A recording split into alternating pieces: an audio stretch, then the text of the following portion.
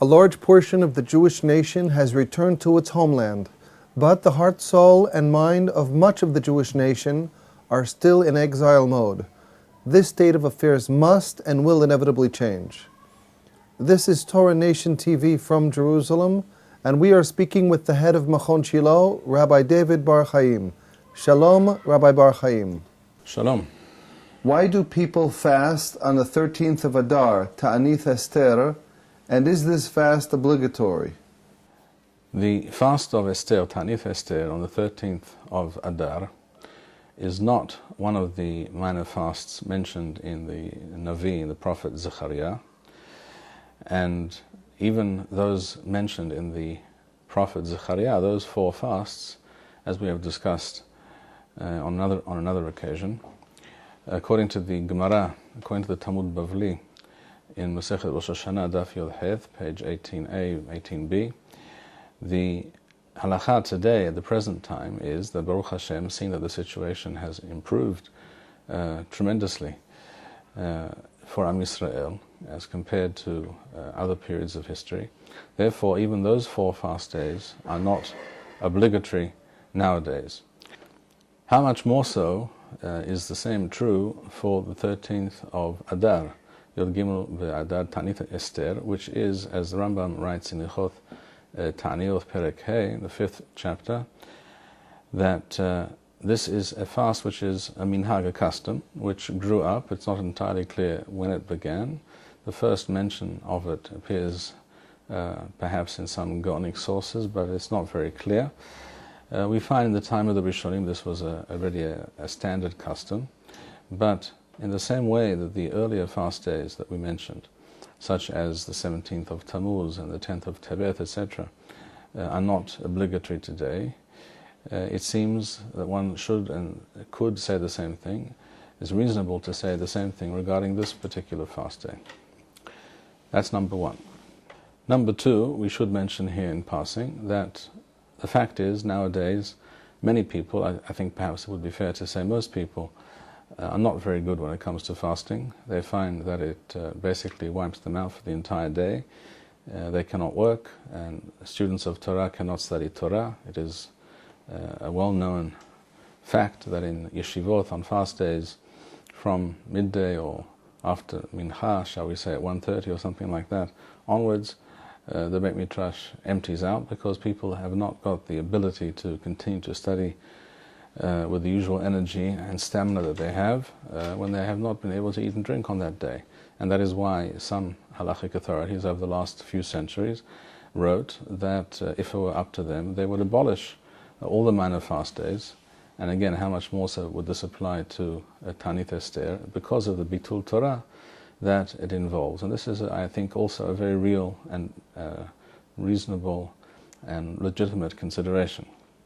Number three, on this day, Yud Gimel Ba'adar, according to Megillat Taanith, which is the most ancient work of halakha that we have from Chazal in writing, apparently written just before or at the very beginning of the Great Revolt against the Romans, beginning in the year 66, according to the Christian calendar. This Megillah records many days, going back to the time of Ezra and Nehemiah, going back, therefore, something like 2,400 years plus, records many days on which the Jewish people celebrated, or at least declared certain days to be days of semi-celebration. That is to say, it was forbidden to fast and to mourn on those days, and these days had a special status. These days were always connected to important national events, as recorded in Megillat Taanith. One of the days mentioned there is the 13th of Adar. That day is called Yom Nikanor.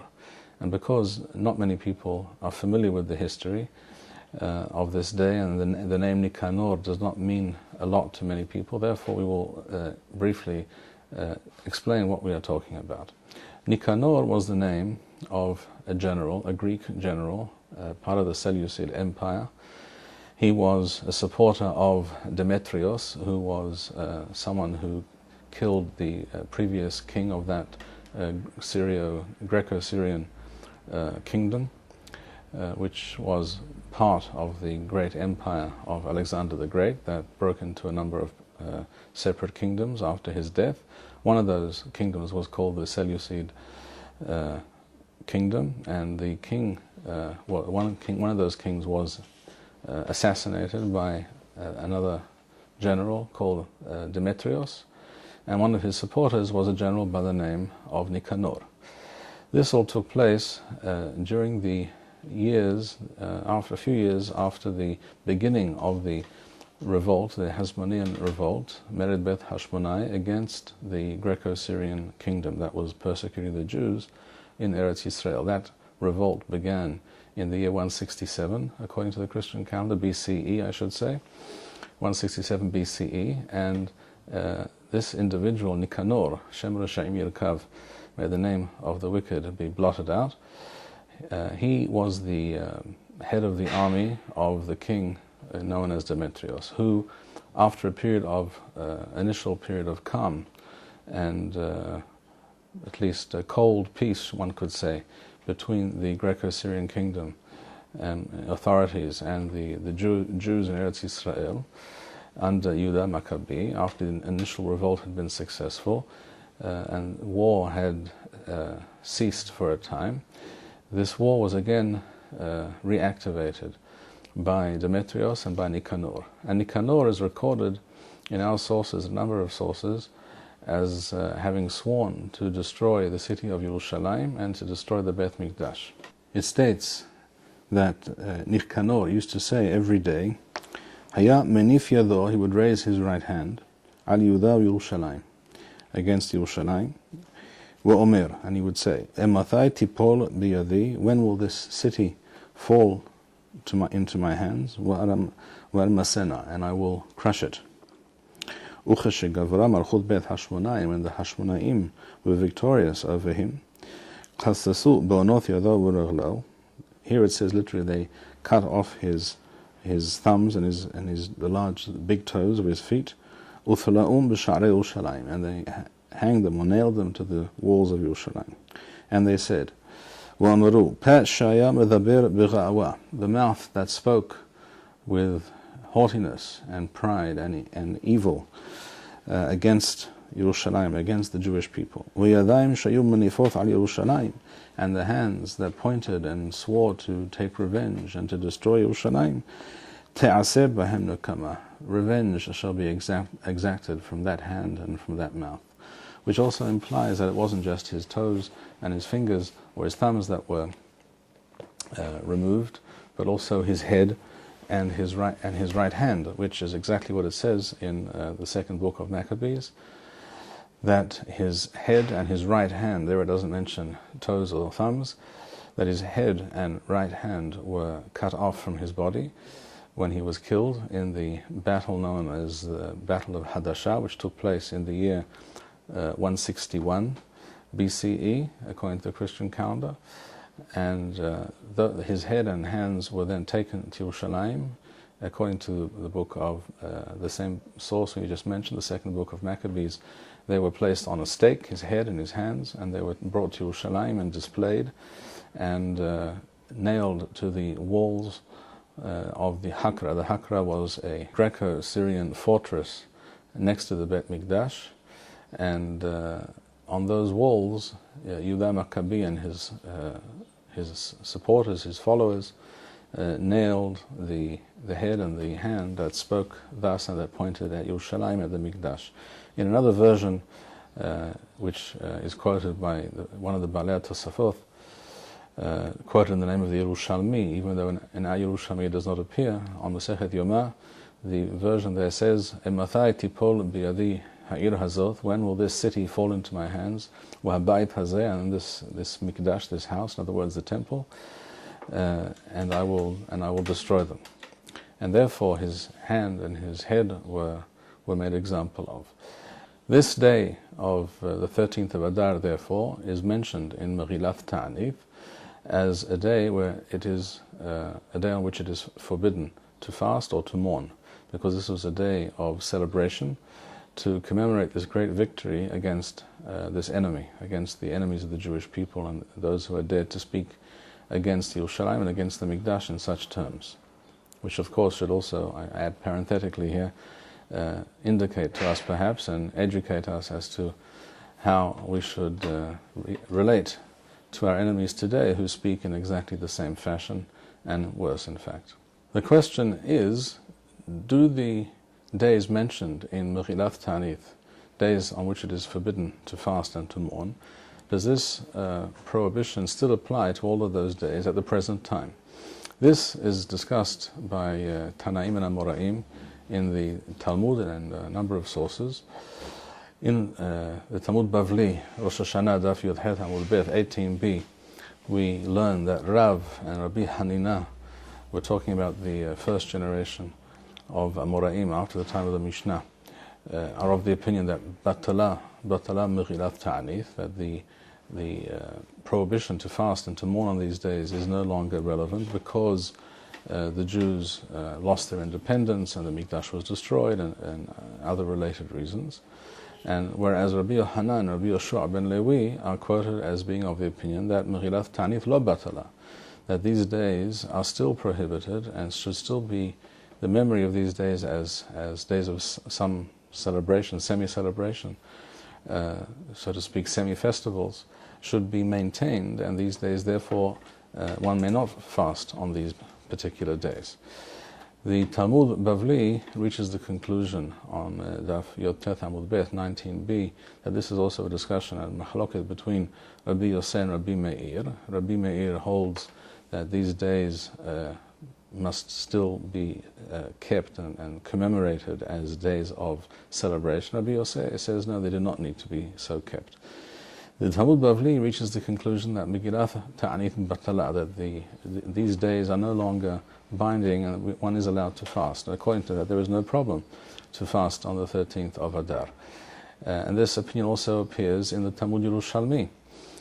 What is clear, on the other hand, is that it was not apparently a practice that was completely accepted in Eretz Israel to cease to relate to these days in any way, in any fashion at all, because we learn in Masechet Sofarim, Perek Yud Zayin, the 17th chapter of Masechet Sofarim, it mentions there that with regards to Taanith Esther, that our rabbis and teachers in Eretz Israel do not fast on the 13th of Adar because of Nikanor, so it says there explicitly, and they put off this fast till after Purim.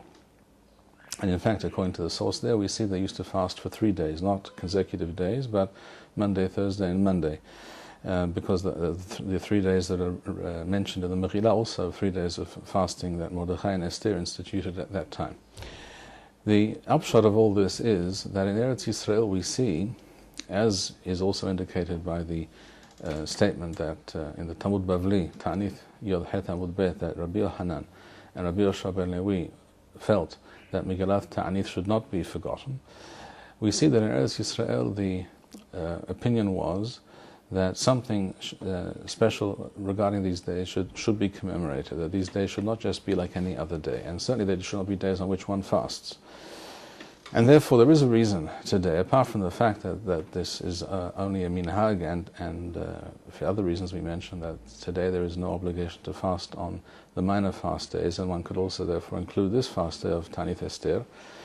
On top of that, we see that there is this additional consideration of maintaining the Jewish people's connection to their history, to their past here in Eretz Yisrael, which is why also the Jews of Eretz Yisrael were apparently more connected to the events of Megillat Taanith, whereas we see in Bavel this was not the case. We see this in the Talmud Bavli, and that is also probably why Megillat Taanith ceased to be relevant for the most part, because the ideological and halachic line of the Jews in Bavel became the dominant one in the Jewish world. But this doesn't have to be so, and I think at the present time it is important that Jews be made aware of our history, that we connect once again to our history. We are no longer required to fear any form of nationalist sentiment. This was at one time a very scary concept, because many of the Jews and the Chachamim also felt, in the wake of the destruction of the Mikdash and the various revolts against the Romans following that time, particularly the Bar Kokhba revolt, that it was best to squash any kind of national sentiment so as not to give the Romans any excuse to persecute the Jews. And therefore, many of these issues were suppressed. Today, the opposite is the case. Today, Jews need to know about their history, they need to know about Yom Nikanor, and therefore it seems to me that not only is one not required to fast on this day, it would be a very positive thing if we were to organize events and write articles and teach people about these days and about the concept of Megillat Taanith and the days and the victories and the significance of that period of history, and how seminal and how important it is for the Jewish people to be aware of these events, of this history, and to commemorate these days at the present time as well. Thank you, Rabbi Bar-Hayim. We would like to encourage our viewers to share these videos with friends and send in your responses. We would also like to suggest the following opportunity to our viewers. If you identify with Rabbi Bar-Hayim's message and would like to sponsor or dedicate a video interview with the rabbi in honor or memory of a loved one, if you would like to obtain Birkon Nusach Eretz Yisrael or invite the rabbi for a speaking engagement, please email us at office@machonshilo.org.